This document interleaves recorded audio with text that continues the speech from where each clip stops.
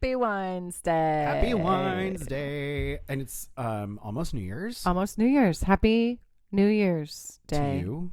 Can we cheers bottles? Let's cheers bottles. Are we drinking out of the bottles? Sure, why like not? the classy ladies we aren't? Fuck yes. Oh, sorry for that, guys. That was a bad idea. Maybe there's a reason that we don't drink out of bottles on the daily, because apparently neither of us can function. Bubbles everywhere. I have bubbles on my pants. You can use the towel. I did. Okay. Oh my gosh, happy Wines Day. Oh, hi. Hey, Hi, who friend. are you? I'm Amanda. This is the Casual Wine Geeks. Thanks We're for the joining Casual us. Wine Geeks. I'm Brandon, and it's almost New Year's, and so we thought we would do a little Happy holiday resolutions. Yeah, and some New Year's? good tips for the holidays, and some good tips for Yeah. we've got some good stuff. Here's your reminder today. Get your bubbles and stick them in the fridge. Yeah, don't put them in the freezer. Don't put them in the freezer. Put I them did in that the once. fridge. It did not turn out well. Put them in the fridge. Here's another tip. New Year's, you're like, oh my God, I need a bottle of champagne cold in 20 minutes. Ice water, not ice. Ice water. Yeah, and add some salt. Add a little bit of salt. It'll get it really, really super cold. You can chill down that bottle and you'll be fine. Yep, because salt water is a really good conductor of heat and cold. Let me pour you some bubbles. Oh, please do. Can I pour you some bubbles, my lady? Please do. Yeah, salt, ice, water. That'll chill things off real quick. But hey, you know what? Here is your official reminder the Wednesday before New Year's, right after Christmas. What day is New Year's this year? New Year's Eve is on a Sunday. Oh, so New Year's Day is a Monday. So New Year's Eve, everybody will be partying on Sunday. Sunday night. Yeah. What day is it? Who am I? Where are What's we? on first? Girl. Yeah, cheers. Cheers. This season, I love the holidays, but I'm really glad they're almost over. Yeah. Oh, that's really good. Tasty vittles. Oh, a nice Cremant de Bourgogne. A nice Cremant. What did you bring today? Well, I brought a cava. What are you starting us off with? I'm starting us off with a cava. So Perfect. This is, I think we might have talked about this before. This is a Brut Nature, which is super low sugar. These guys are Edición Limitada, Reserva de la Familia. So this is a limited edition family reserve. Juve y Champs. I think that's how you say it in Spanish. My Spanish is terrible. And how much did you pay for it? $15. It's delicious. It's super good. Yeah, it's delicious. It's super good. This is a really nice bottle that you could take to any party. If this could be one of your bottles that you take to your New Year's party. Well, and part of the reason I like it is because the label is very it looks established. It doesn't look beautiful. chintzy. It's not kitschy. It's No. got all the information you need. It's almost looks like a shield. So it it's looks like not a great label. It's not just a rectangular square, right? Yeah. And I think we've talked about this before, but I've definitely had this more than once, and it's my new go-to when I just need bubbles from the grocery store. Yeah. Yeah. Agreed. I love kava. I always have. You know what? You make a really, really strong case for kava for me. And I have really, since we've started this podcast, I've really branched out. Instead of getting a sparkling wine or from Oregon or California or France, all of France, not just champagne. I've really kind of broadened my horizons and started buying more kava. And I've been enjoying the process of getting to taste all the different kinds of kava. So thank you. You're welcome. That's doing the Lord's work. That's one of my resolutions, is to identify and appreciate those people who bring me joy. Well, and thank you. And I appreciate all that you do for the world and for me specifically. Right. Well, you specifically. Absolutely. Well, one of the reasons that I really dig kava is because it's still champagne method, but you have totally different grapes, which give it a very different flavor. And remind me, what are the grapes? Well, it's Macabeo, Parellada, and Chorello. Interesting. I like kava because you get the dryness, but you still get a little bit of fruit, and it's not heavy on the brioche and toast and butter, which I like. Don't get me wrong. Yes. God bless a good champagne. It's got a good acid. It's got just a a great different backbone. creature, and Yep. I kind of appreciate it because it's a different creature. I don't need No, I'm not even going to finish that sentence. Because I was almost going to say, I don't eat champagne all the time. Who the fuck says that? You're not my friend if you I don't know, eat don't champagne. break up with me. I love champagne. I like kava because it's, Can we do a champagne day? we've done 2 of them. No, I meant like champagne day. We did global champagne day, but we haven't done a champagne episode. Just straight champagne? Yeah. Or gay champagne? Right, because it might not be straight. Forward champagne. LGBTQ champagne. We'll just bring one bottle that day. Anyway, go ahead. Kava. Well, I like kava because you still can live that champagne lifestyle on a kava budget. Agreed. Right. Like, this is a delicious, delicious bottle. It's something you can get in the grocery store. It's $15. Get it. You know, like, it's the things I like. It's low sugar. It's not super sweet. It's not overly toasty or yeasty, which is neither here nor there. But I don't know. I love kava, and I feel like it's a very overlooked beverage. I'm going to bring it back. That's my New Year's resolution. I'm going to bring kava back. I like kava because it is, not only is it, I mean, it's pretty delicious, but I do love Campari in a kava. I love Campari and Prosecco, but try it in a kava. It's really good. Well, and part of that, I think, is because kava has just a totally different flavor than Prosecco does. Mm-hmm. I like Prosecco. Mm-hmm.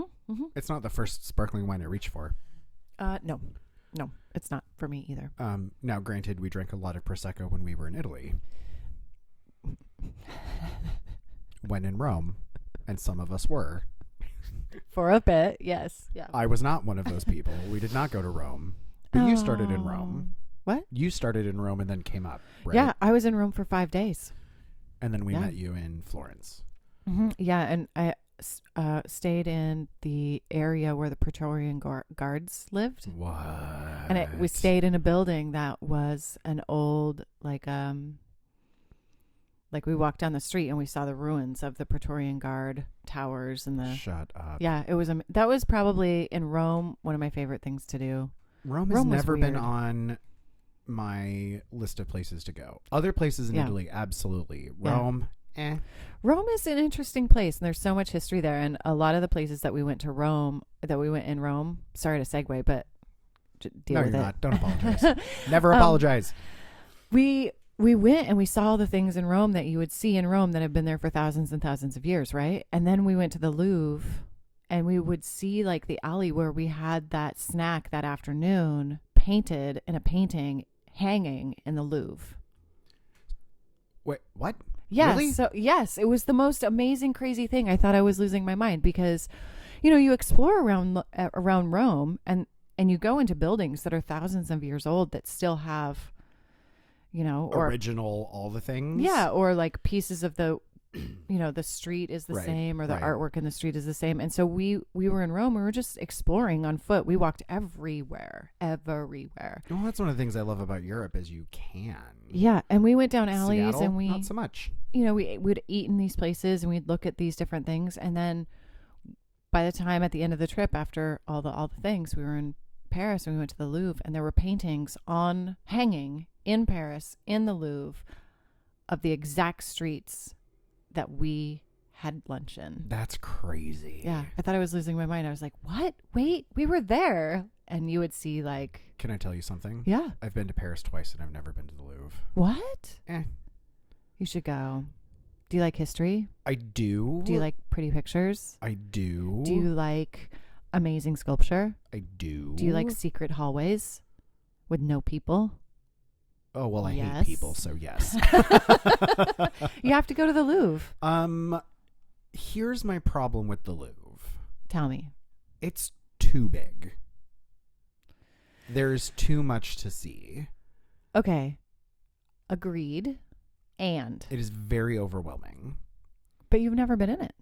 No, but I've been in museums in Paris, and I've been in museums in other parts of Europe. Okay, we're going to go to a museum, and I will show you how I do a museum, and it will be like, oh, you do it like Antiquing Day. Cork 30 seconds before that. See, look at me, I'm helping. And cork 30 seconds before that. Cheers, Brandon. Cheers, my love. No, but we should do a museum day. Yeah, I will take you on. I will show you how to do a museum where you're not exhausted by the time you leave. When we ended up in Paris the first time, we went to the Musée d'Orsay, which was gorgeous. I didn't make it to the Musée d'Orsay. I wanted to go. It was really beautiful, and it was the perfect size, and it was the right amount of sculpture to painting. There was a lot of Gauguin. There was a lot of some really beautiful sculpture work, but the touring exhibit that time was about the Marquis de Sade. Oh. So it was like original editions, artwork inspired by, sculpture inspired by, quotes and things that have been worked into artwork and film and all the things. It was really weird. Well, yeah. But interesting. But it was really cool. It was really cool. I really enjoyed the Musée d'Orsay. It was gorgeous. I want to go back. There's a few things that I want to see. Oh, and I was thinking about heading there just for a few days. Like just why not? If running you can away find for a a few cheap days. fly Iceland Air. Everybody, fun tip. Fly Iceland Air. Yeah, absolutely. I love Iceland Air. They're great. You can get a layover for a week in Reykjavik for no charge, which is also delightful. I love Reykjavik. It's one of my favorite cities. Hi, Reykjavik. Yeah, it's a beautiful city. They have done an amazing job. We had our layover in Reykjavik before we flew to Paris the first time and spent 3 days. And it was really odd. It was end of November, beginning of December, which is also partially why I brought the second wine I brought, which we'll segue into in a moment. Look at me. Look at you, the golden thread. Trying to do it, girl. Trying to do it. Nice work. Well, when we were in Reykjavik at the time of year, the sun came up around 10 a.m. And set around 3. Right. And so, no, you guys were there in the summer. We were there just right after summer solstice, and you were there by winter solstice, and it never got dark. I want to be there for that. At 3 a.m. I want to be there like for that so much. Here at 5:30 or 6 a.m. You know, that like twilight. The weirdest it is feeling. super weird. Yeah. So I want to go in winter solstice now. Oh, I want to go back in the summer. And so that I can go around I want to go around the island. We never made it around the island. You just stayed in Reykjavik? And it was Did you go fantastic. to the big giant flea market? Yes. Was that not the coolest thing? It was really cool. We did the church or the tower, the clock. the giant church that looks like the clock with the clock at the top, and then I don't know if there's a clock Explorer at the top. is out front. You got engaged, I think, in front of the. Oh yeah, so that's the giant cathedral in Reykjavik. Yeah, with the clock. Yeah. That building is beautiful. So pretty. That building is beautiful. Yeah, that's where my husband proposed. It's so adorable. I want to go back there real bad. That'd be really fun. Real bad. Anyway, so that brings me into that was a real fun roundabout about what did I bring today.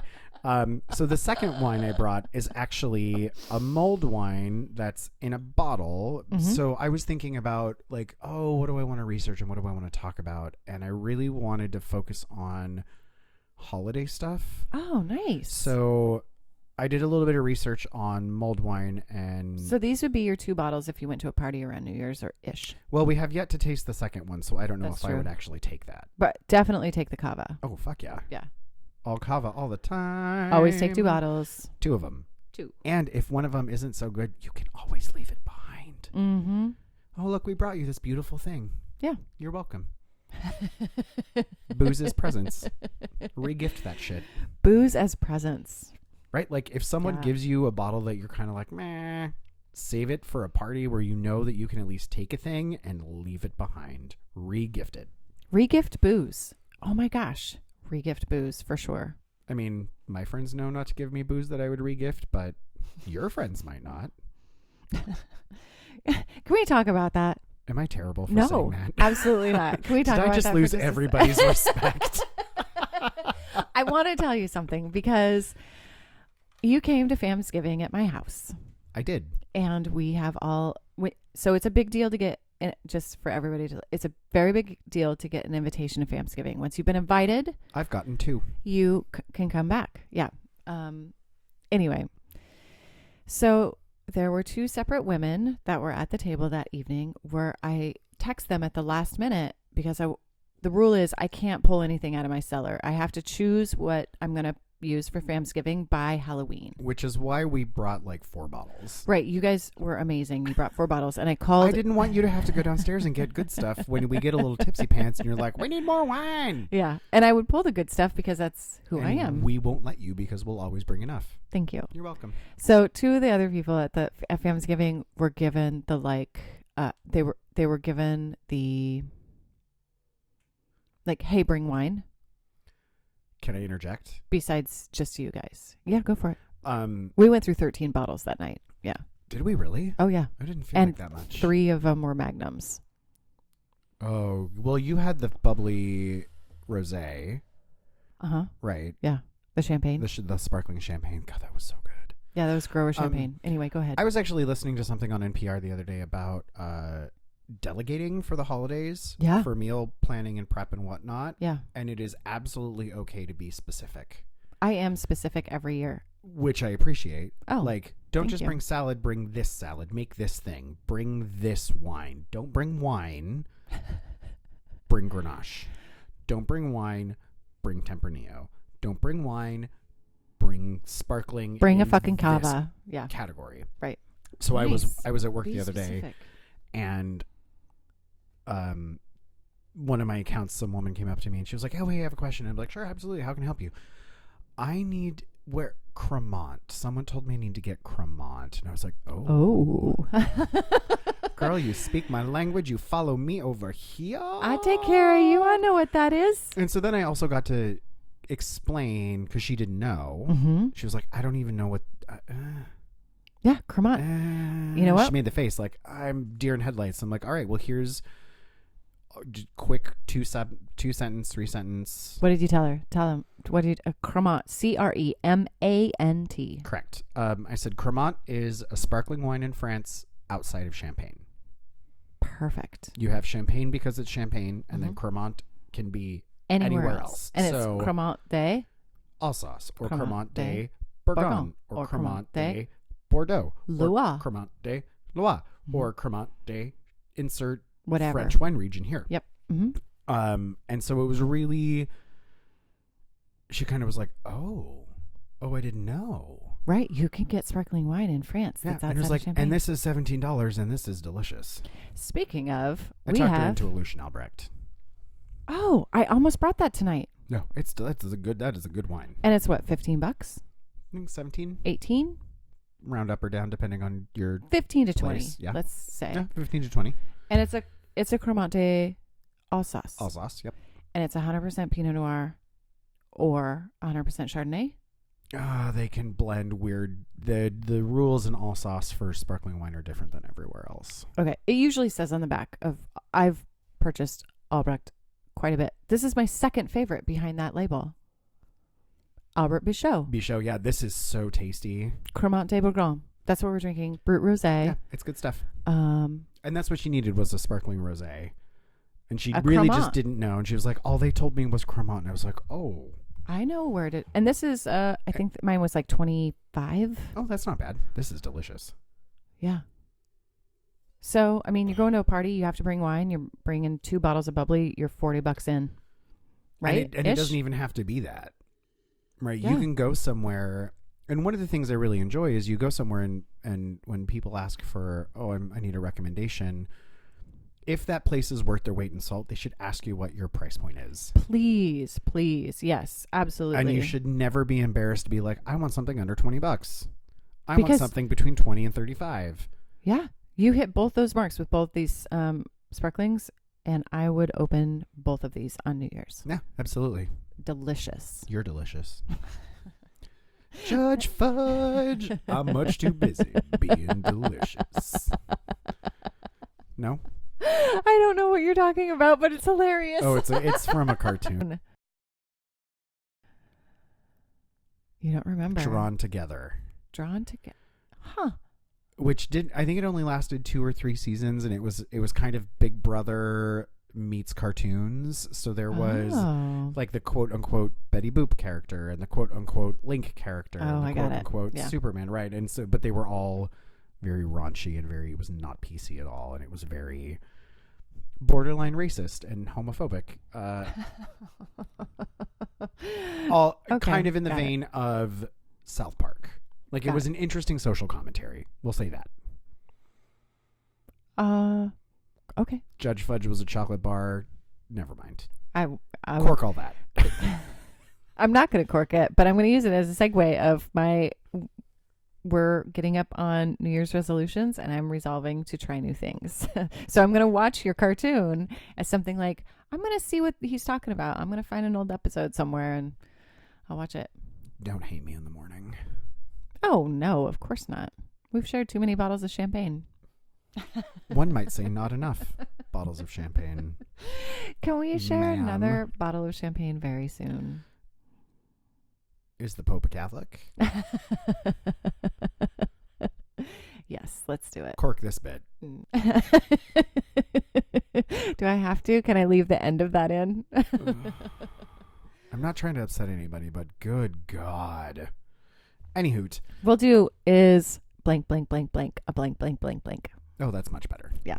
That is a little bit Perfect. more inclusive. Yeah. That's my New Year's resolution. I need to be more inclusive. I need to be Really? less exclusive. And that goes for a lot of factions of my life. Mm-hmm. I paint myself into a corner pretty easily. I'm going to hold you accountable for that. If you can hold me accountable for identifying and being grateful for the people that help you. Yeah. Oh, for sure. That's my New Year's resolution. It takes a goddamn village to raise an adult. I'm curious what people's New Year's resolutions are. And yeah, let us know. I'm like, tweet at us, email us, Facebook us, Instagram. Like, send us a message on Instagram. Take a picture of what you're drinking. Latitude is gratitude. I don't know what that means. Wait, what? Did I just say that? Yeah. I don't Latitude know. is gratitude. I guess I needed something. Were that you being rhymed. dirty? No. Because that's dirty. I just thought of a word that rhymed with gratitude. Attitude is gratitude. Latitude is gratitude. Does Gratitude it is the rhyme? attitude. How about that? Oh, Gratitude. I like that. Gratitude is the attitude. All right. I'm ready. Hashtag. I'm going to hashtag it. Oh, God. I am pimping us out. Well, and I'm not a millennial. The hashtags, I've got a hard time with it. Really? Kind of. I mean, that's my need to be more inclusive. Just because things are new doesn't mean they're bad. Try it twice. Try it. Have you seen anything I Twice. talk about? I hashtag all the shit. So clearly it's not a problem. Anyway. Okay, so I'm trying new things this year. And with this new thing, I am trying a wine that I have no idea how I got it. Oh, yeah. We were searching in your cellar earlier to be like, oh, we need one more thing. We need one more thing. And Brandon really helps me a lot because I'm like, I can pick out one wine and then I really struggle on the second wine. Well, but then I also walk in and I'm like, do you have a Spanish thing? Do you have an Italian thing? Something for South America, maybe? Do you have a Carmenere? Yeah. And your response was, oh, I have a Malbec. Done. Pull it. So it's a Malbec. Can I admit something to you? Yes. And everyone listening currently. I'm like, it's not just me. I keep my entire cellar in my brain. I do not have that superpower. I don't write it down. I don't have it in an app. I don't have it like logged anywhere. I know exactly. And you didn't have to search for that bottle. You reached immediately for it and pulled it out. Yeah, I know exactly where every bottle is in that cellar, and there's quite a few bottles. I am envious. Isn't that amazing? That is a really good gift to have. And I wish I had it. Because I am really most days, good. I can't remember where I put my eyeglasses. Really? I'm really good at setting up cellars of wine.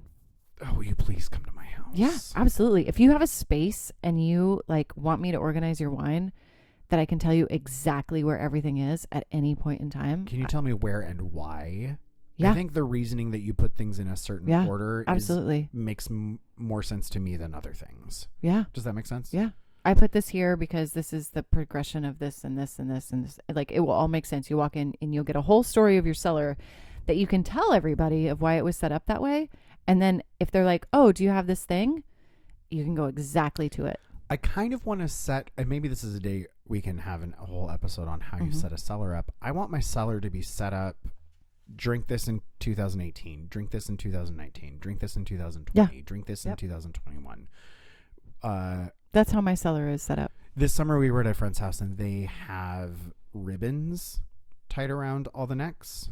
So green ribbons are you can open right now. Mm-hmm. Yellow ribbons are we have to wait. Red ribbons are, whatever. You can decide what it is, but theirs is. I found that to be too visually confusing. Oh, I'm a super visual person, so it didn't bother me. All the colors mixed up. Well, they weren't mixed up. Oh, see? Okay. They weren't mixed up. So it was like, oh, hey, we're drinking. Run down to the cellar and get anything with a green ribbon. Got it. Don't touch any of the other colored ribbons. Just pick the green ones. Doesn't matter what it is. Did they have a section of like white versus rosé versus red? No. Oh, huh. All right. Nope. Okay, so what'd you bring? It's not that funny. Listen to my sexy. Well, it doesn't help if you hit the microphone. That's a sexy screw top. I do love a screw top. What is there not to love about a screw top? That is easy access wine right there. Oh, yeah, for sure. You don't have to worry about hitting the bottle of your bottle with your shoe to get the cork out. Oh my God, did you see that video? Mm-hmm. That's ridiculous. They broke like 3 bottles. Oh, did they really? Yeah. Oh, I didn't know that. Oh, yeah. Don't trust everything you see on the internet, friends. She lies. Okay, so this is a Malbec, 2011. This is a Malbec. Okay, so I don't know how I got this bottle. I don't know where it came from. It was, I don't know. Somebody brought it for me, but they didn't write on the bottle.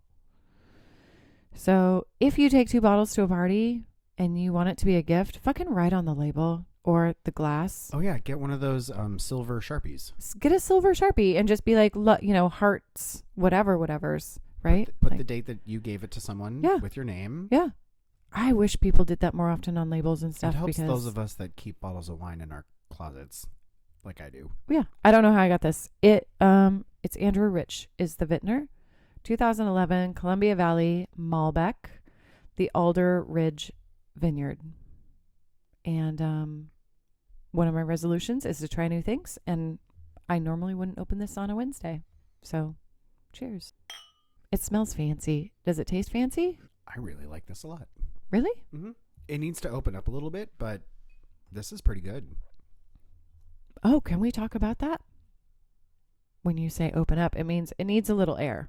Yeah, it's just been in the bottle deprived of oxygen for a really specific amount of time. Mm-hmm. And so a lot of the times when people say, oh, this needs to open up, it's more about getting the wine to breathe a little bit because you can taste that it's going to taste like a thing, but it doesn't quite taste like that thing yet. I would say is a good way to put it. It's very muted. It's very not as robust as it could be, right? You taste potential. And it's hard to describe. And every once in a while I'll meet someone and I'll talk about it and they're like, oh, that's the thing you're talking about. It's really fun to see people's face light up when they taste potential. You know what? That is a really great way to describe it because you can taste potential. Yeah. You're like, well, I know that this should taste like XYZ. Yeah. And it tastes like a little bit like that, but generally with a little bit of time and a little bit of air. Yeah. Oxygen. It'll open up and it changes the molecules. How about we have a second glass of champagne while our wine opens up? Because one of the things that I read, I'm not going to say no to a second glass of bubbles, ma'am. One of the other things that I read doing research for this episode was, excuse me, people drink wine without letting it open up, and it was like Psalms tips for the new year. Open your red wine that you're going to have with dinner early in the evening and let it open up while you're having your bottle of champagne. Everybody will like it. Yeah. Well, and so that kind of leads me into also in doing research for this episode, talking about holiday stuff. I found this really, really cool Psalm who writes in, she's out of Boston, and I'll post all her stuff on the Patreon so that everybody can read it and has links to all the stuff that we're talking about. She has this really great, I think it's 5 wine holiday wine tips. Oh, great. Excuse me. Sorry. So she starts off with keep it simple. Like if you're buying for a party, keep it simple. Keep it simple. Yeah. Don't get crazy. Don't think about, well, does someone want a Riesling? Does someone want a Merlot? Should I bring a Cava? Should I bring keep it simple. Nope. nope. Take it down a notch. Turn that knob to the left. Start with your budget. First of all, start with your budget. If you know how much you're going to spend on a bottle of wine when you walk into a store, that really helps. Yeah, and too many options can get obnoxious. So at Thanksgiving, I took 10 bottles. To all your different parties? No. To Thanksgiving dinner. To one dinner? To one dinner. You brought 10 bottles? Well, there were like 12 of us. Holy hell. Well, and so this is the thing, and I did drive myself crazy, and I should have listened to this. I was like, well, we need at least a couple bottles of sparkling to start. Yeah, you're right. We need at least a couple whites. I want this red, and this red, because I'm not quite sure what everybody's bringing, so there might be... Right, you want to have options. This dish, that dish, and you need things that are going to work for all of them. Holy hell. You know, I really need to bring a rosé. I really need to do this thing. I really need to do that thing. Right? Drove myself up a wall. I should have really not worried, because I know that I geek out more than other people do. Yeah, that's true. That's true. And most people don't give as many shits as I do. Keep it simple, Brandon. Trying to. Maybe you know what? That's going to be one Here's of my the New Year's thing. resolutions. Keep it simple. Buy a Magnum. Well, I had a Magnum of rosé. Yeah. 2 bottles of sparkling, so good. 3 whites, and 4 reds. That's amazing. 3 reds. And they were all delicious. What was the third thing? What were you on? Well, that was number 1. And keeping it simple kind of blends into, don't think about offering multiple whites and reds, which is what I did.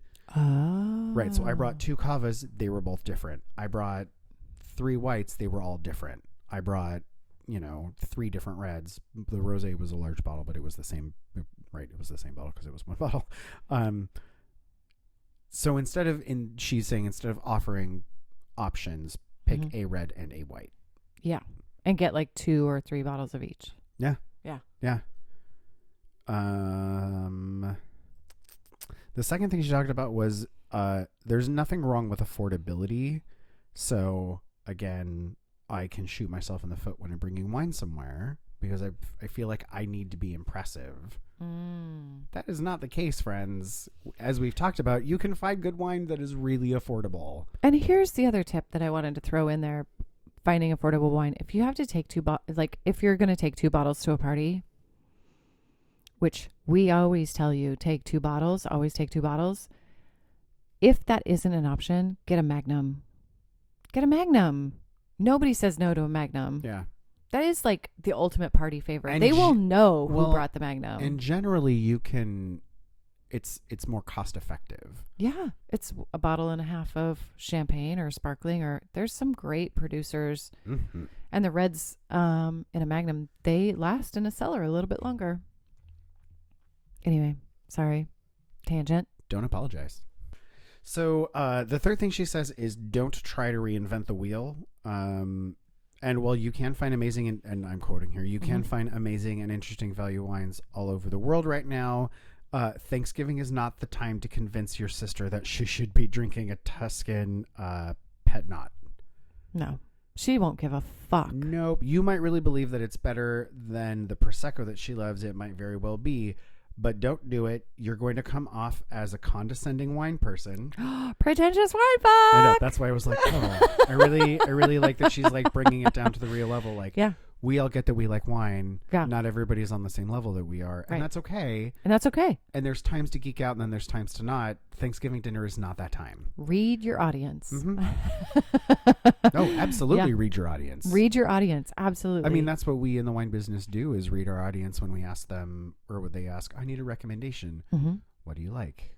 What's your price point? How do you want, what flavors are you looking for? What are you eating with it? What are you cooking? Is it by itself? Is it, So there's a lot to that where, and this was the other bit I really liked. You're going to come off as the condescending wine person we all try to avoid being, and throwing a challenging wine in front of non-wine folks at the holidays is like forcing a stadium full of Taylor Swift fans to listen to Philip Glass. Oh my God. Who is this writer? Amazing. Where's her name? Hold on. It's amazing. Whoever this writer is, congrats. Thank you. This is amazing. Lauren Friel, Friel. She's an award-winning somm and freelance writer who was living in Boston. This was written in 2014, P.S. She has a columnist with Chef's Feed and Eater. Oh, awesome. I didn't know that. This article is funny. Yeah. She's got some really good stuff to say. So she also goes on to say, let me go back to my notes. Avoid big brands, which I think we've also talked about. Just because it's they're expensive. Known to everybody doesn't mean it's going to be delicious, either high end or low end. And then she ends it with buy more than you think you need. Absolutely. Always bring 2 bottles. Hence the always bring 2 bottles. Now, buy more than you need. Did we need 10 bottles at Thanksgiving? Likely not. We would have been fine. I also had the internal struggle of, but there's 10 of us at Thanksgiving, and is 10 bottles enough? And my husband was like, not everyone is going to drink. Yeah, not everybody drinks like we do, where there will be 10 bottles open, but we'll pour an ounce each, and we're there for 6 hours because it's Thanksgiving. And there's 20 people, and there's like 8 people that don't drink, and there's, absolutely. So that brings it back to like, read your audience. Read your audience. You don't need to bring 10 bottles to be impressive. However, it is terrible when you're at a party and there's no more wine. Right. And and you're not done. Yeah. Which, if everybody brought 2 bottles, no problem. Because you're not going to drink 2 bottles yourself. I mean, if you do, power to you. Good luck to you. Right. Someone else should drive you home. Get a nap ride on the couch. Thank you, Lyft and Uber. Or I think AAA picks people up for free on New Year's, right? And, there's a lot of public transportation actually that is free on New Year's or New Year's Eve or New Year's Day. Safety first, kids, because what's the first rule? Don't get the deads. Don't get the deads is rule number 1. Absolutely. Yeah, so I thought that those were some fun bits about if you're hosting or you're going somewhere, really good, So what we're saying is we're ahead of our time. Always take 2 bottles. Yeah, trademark that shit. I want the TM. That's our next fundraiser. We're going to fundraise for trademarking. Just to do it. Just to do it. Trust the process, Brandon. Trust the process. You poured me a second glass of sparkling wine. Of course I trust you. See, it wouldn't be the creepy guy in the van trying to sell candy. Like, you have a truck that rolls by and you're like, free Prosecco. Girl, I'm there. You could lure me. We got bubbles. You want some bubbles? I got bubbles. You saw the murder van with the free mimosa spray painted on the side. I thought for sure. Yep. I would be chasing after that. Oh my God. Well, if you ever go missing, I have to tell you, oh shit, I will put your face on champagne bottles. Oh, God bless you. Because I know who your friends are. It's true. Yeah, it's totally true. It's going to be great. Well, okay, so talking about bubbles and talking about the big holiday that's coming up, which is the newest of years. Happy New Year to you. New Year to you. Wine Folly actually came out with a really good chart in terms of wine for the holidays. So there's a Thanksgiving section, there's a Christmas section, there's a New Year's section, there's a Hanukkah section. Oh, good. With kosher wine and recommendations. Absolutely. And so it's a really, actually, you guys should check it out. It's a really good. We talked about kosher wine on Woo Woo Wine Day. Yes. Yeah. I love that wine that we had that night, day. It was pretty good. I'm definitely buying some more bottles of that. And what I like is, at least on this, in the New Year's section where they're talking about bubbles, because that's what we drink on New Year's. We like to celebrate. We made it one more trip around, right? Congratulations, all of us. You're on the right side of the dirt, yo. You got to celebrate. Yep. They say something dry and bubbly on any budget, and then break it out from Cava with $1 sign, Cremant with $2 signs, and Champagne with $4 signs. Perfect. Which is, I think, an accurate way to break it down. I think. Yeah. No, that's great. Wine Folly, you said? Yeah, and then they're really good. Yeah, and this chart is actually super cute. For Thanksgiving, they talked about. There's a whole list of reds to pair with turkey: Barbera, Gamay, Zin, Primitivo, Lambrusco, Pinot Noir, Chateauneuf de Pape, Amarone. Wines to pair with pumpkin pie: Moscato d'Asti, right? Gewürztraminer, Which is what we Tokai, had. Muscat. Moscato d'Asti is what we had. Yep. Yeah. Yep. And then for Christmas, it's also, P.S. If you have a wedding, that's what you get. Do not get champagne. Get Moscato d'Asti. Oh yeah, you want your sweet thing to match your sweet thing. Yeah, buttercream frosting. Go ahead. We didn't serve wedding cake at our wedding. That's because we had cupcakes. You're amazing. They were so good. Wines that pair with roast beef. So now we're into Christmas. Carmenere, Cab Franc, Cab Sauv, Tempranillo, Merlot. And then wines that pair with chocolate for dessert. You've got Port, Vinsanto, Banyul, and Pedro Jimenez. I was going to say that Pedro Jimenez for sure. So oh my God, it's so good. Right, so we just talked about the champagne. And then Hanukkah, and it has the kosher symbol. It's so cute. Something kosher that goes with roast beef. So Cab Franc, Cab Sauv, Tempranillo, or Merlot. Merlot, yeah. Which and is what we Rioja had, I think. Tempranillo. Yeah. Wow, that's amazing. They also break down each of those things. So selected wines for Christmas with roast beef. You've got Carmenere, and then a medium-bodied Chilean wine with herbaceous qualities, similar in the style to Cabernet Franc. Right. So they break down each of the things that they recommend, which I like because then so you have the we'll post it on Patreon, right? Yeah, you have the diagram, and then below that on the article they have all of the these are the things why. Yeah. Wow, and a lot of them are linked. Perfect. Which I really dug. Yeah, all of our notes are linked because Brandon does an amazing job with all of his research. And so if you're a Patreon member, you get the notes. College student in me. It's so good, though. I'm so glad that you do Cite it. It's your so goddamn easy. sources. And Cite learn your how to sources. do it early because that shit is not fun to fix at the last minute. No. Yeah, he does all the research, and I post on Patreon, and I really, so if you want all the geeky details of anything that we're talking about, you can go to our website, www.casualwinegeeks.com, and there's a listen now button, and then there's a Patreon button, and you can support this podcast, and thank you very much. Yeah. And we'll be absolutely transparent with what we spend the money on. Stuff to keep doing this podcast. Yeah. Like, you want to know? You want to see? We're not keeping any dollars for us. Yeah. No, God, no. No. But it goes to good use, and thank you. That was my... Yeah. I'm thanking the people around love us that help. Yeah. Well, cheers. Resolution. An attitude of gratitude. Look at me. See? There's the golden thread. You're welcome. Work. So just to wrap this a little bit up. Yep. So when they talk about champagne for New Year's, which is what we're coming up, and I think everybody should keep in mind. Don't be the person that shows up without bubbly. And bring sparkling water if you know you're going to a party that is absolutely that doesn't have like the people aren't drinking. Find some fancy sparkling water or fancy sparkling cider. Non-alcoholic cider. That's what I'm saying. Non-alcoholic beverages that are sparkling and fun.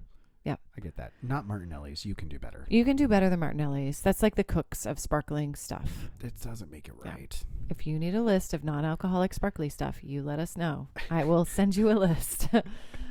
Post haste. All right. So, while champagne has clearly been a celebratory beverage since the 1800s, yes, 1890s, you can get champagne. Generally, is going to be run you $40. Yeah, give or take 40 to something. Up. However, and they start off with cava. Oh, perfect. Yeah. So now I'm quoting all the stuff. So is this the same article? Mm-hmm. Oh, wow. Most cavas are dry and fruity. You won't find a lot of brioche or butter in these wines, but you will find them to be refreshingly cheerful. And then there's a link to some really good brands of cava. Then you talk about Cremant, which again is sparkling wine from all other French wine regions. Cremant de Lemieux is from Languedoc-Roussillon, which is mostly Chardonnay.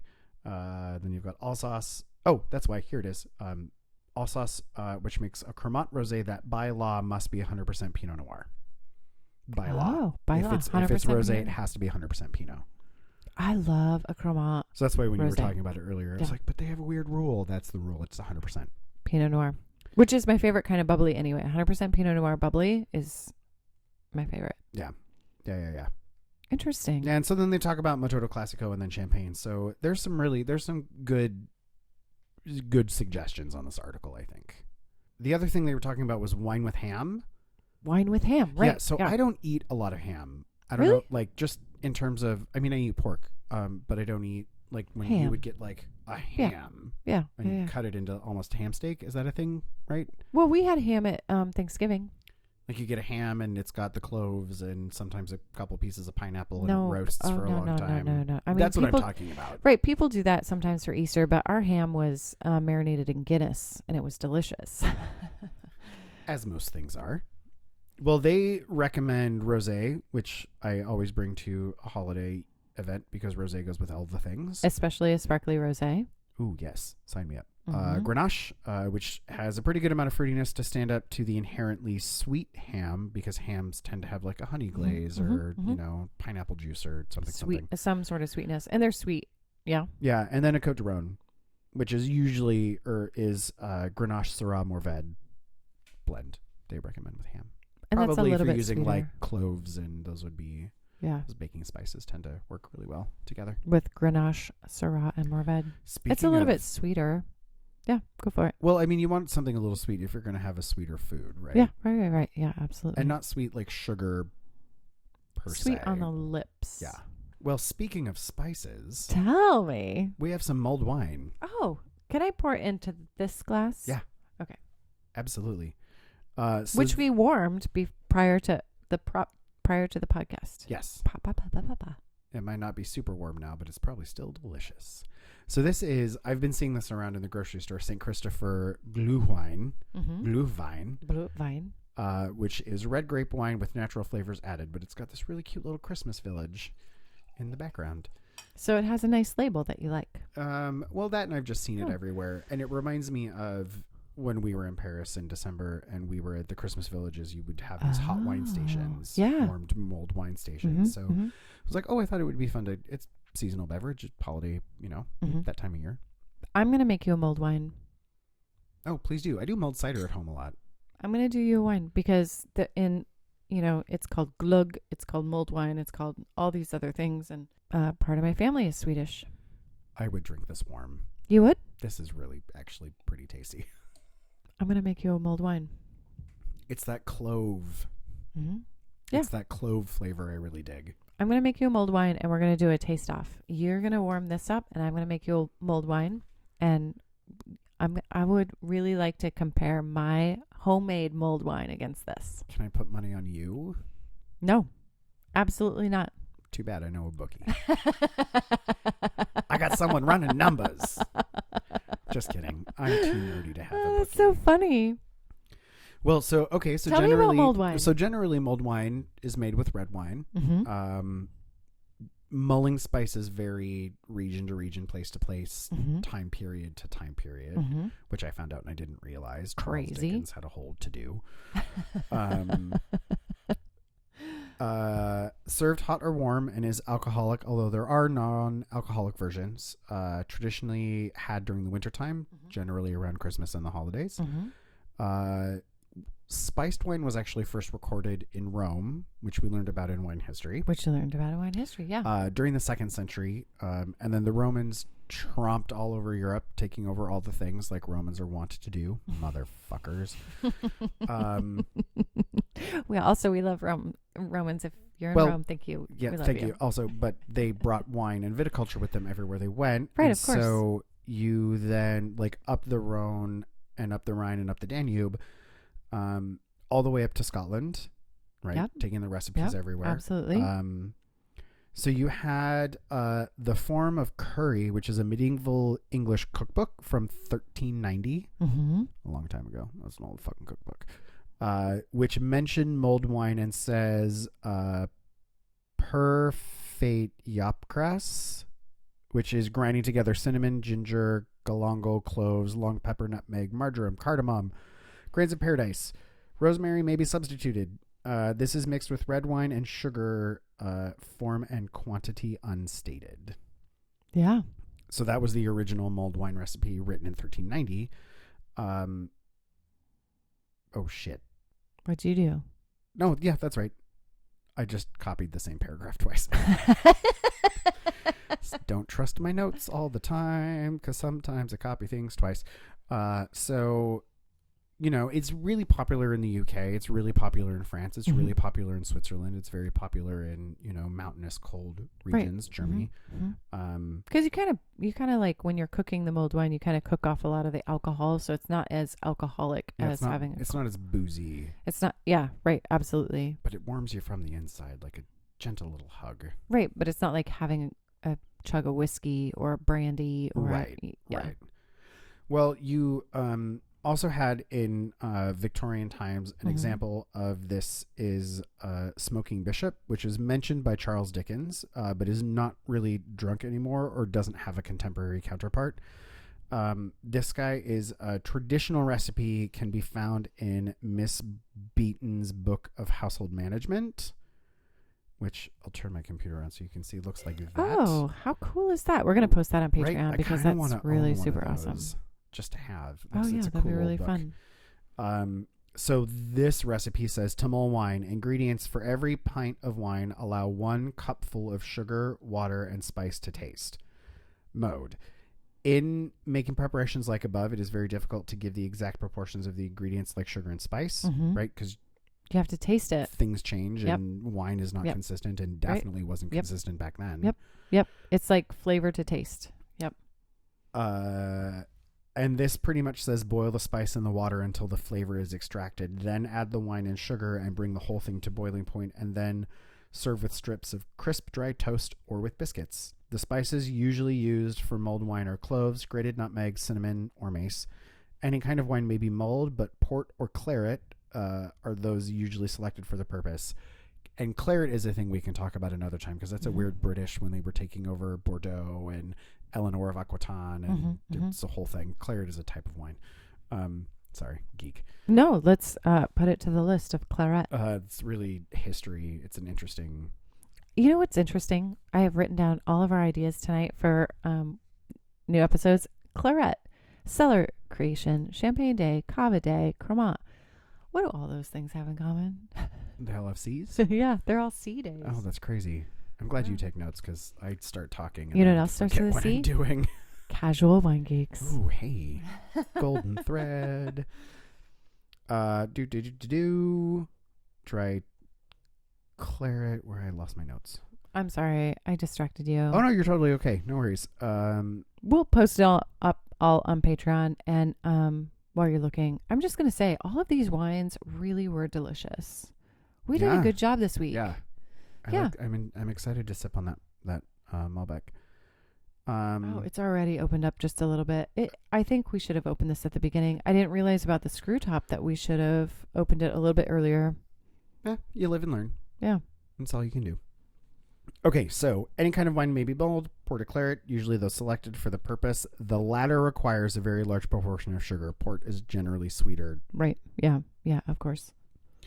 The vessel that the wine is boiled in must be delicately cleaned and should be kept exclusively for this purpose. Small tin warmers may be purchased for a trifle, which are more suitable than saucepans, as if the latter are not scrupulously clean, they will spoil the wine by imparting it to a very disagreeable flavor. The warmer should be used for no other purpose.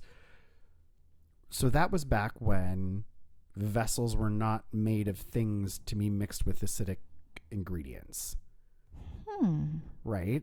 Interesting. You had a lot of lead. There was a lot of... That's right.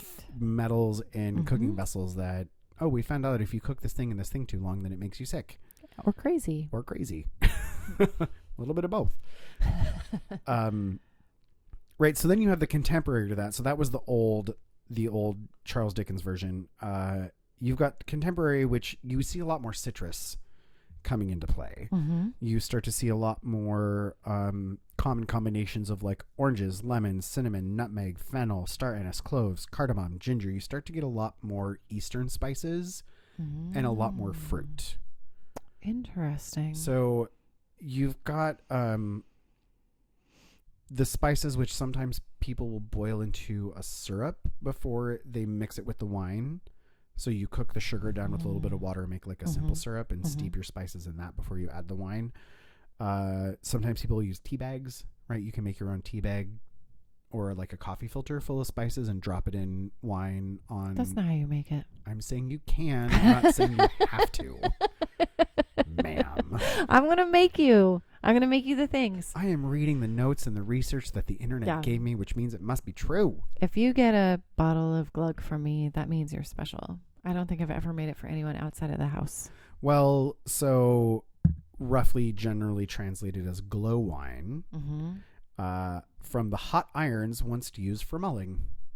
I didn't know that that's what it comes from. The glow of the hot irons they would stick in the stuff to get it to heat up. Interesting. The more you know. See, you learn something, and we're funny, and we get to drink wine. So popular in German-speaking countries from the region, and also in the region of Alsace. Traditional beverage generally offered at the Christmas holidays. You'll see it a lot in Alsace markets, and it's usually the only boozy beverage around because it's not that boozy. Right? No. Even this one that I brought, that's not boozy at all. It's 10%. Yeah. Maybe 9.5. I think it's 10. It's not bad, actually. I really, I would recommend it. Yeah, pretty tasty. The oldest documented Glühwein tankard is attributed to Count John IV of. I'm not even going to try. Oh, I'm going to try. Are you going to try? Katzenelnbogen. We're going to post it on Patreon. Katzenbogen? Katzenelnbogen. Shit. I'm terrible. Anyway, he was a German nobleman who was the first grower of Riesling. And then this gold-plated lockable silver tankard is dated back to the 1420s. Huh.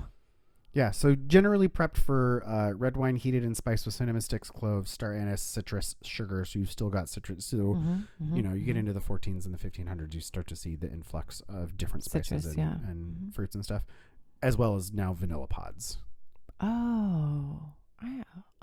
Because you've got people going down to Madagascar, you've got people going down into Africa, you've got people, right? So vanilla has now become kind of a thing. It's crazy how it's all connected. Golden thread. It's weird. There is a variation made with white wine. However, it is not popular. I wouldn't imagine it to be popular. Wow. Yeah, so that's some of the information. And so then you've also got like Glog, which you have more in northern countries, or Glog, Glog. Glug. Yeah, or Glug. Norwegian, Danish, Swedish, GLO with the dots. GG. GG, right? Yeah, Glug. Main ingredients for that, you're going to have red wine sugar, spices like cinnamon, cardamom, ginger, cloves, bitter orange. Also, optionally, some people will use other spirits like vodka, aquavit, or brandy.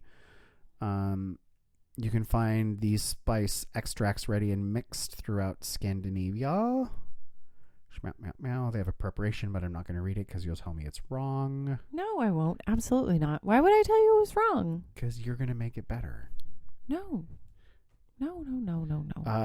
What is it? There's also a version in Bosnia, Herzegovina, Croatia, Montenegro, Slovenia, Serbia, generally over there. And the word, which is in a language that I can't read because it looks Cyrillic, translates to cooked wine. So again, you have that hot wine, cooked wine. Yeah. Mm-hmm. And they have a red or white variation, a lot of nutmeg, clove, cinnamon, sugar, orange zest, right? You're starting to see a lot of these familiar flavors. Bulgaria, same thing. Chile and Brazil, same thing. France, it's called vin chaud, hot wine. Which traditionally you've got an influx of honey and cinnamon and orange. So it's not super, super sweet. They use honey instead of sugar. Interesting. Yeah, so it's just a different preparation. Latvia, Macedonia, Moldova, the Netherlands, Poland, Portugal, everybody has their own sort of cultural variation on this winter hot wine beverage. Interesting. Yeah, it was really fascinating, and I've got each. The list is actually pretty extensive, which is why I was running through it.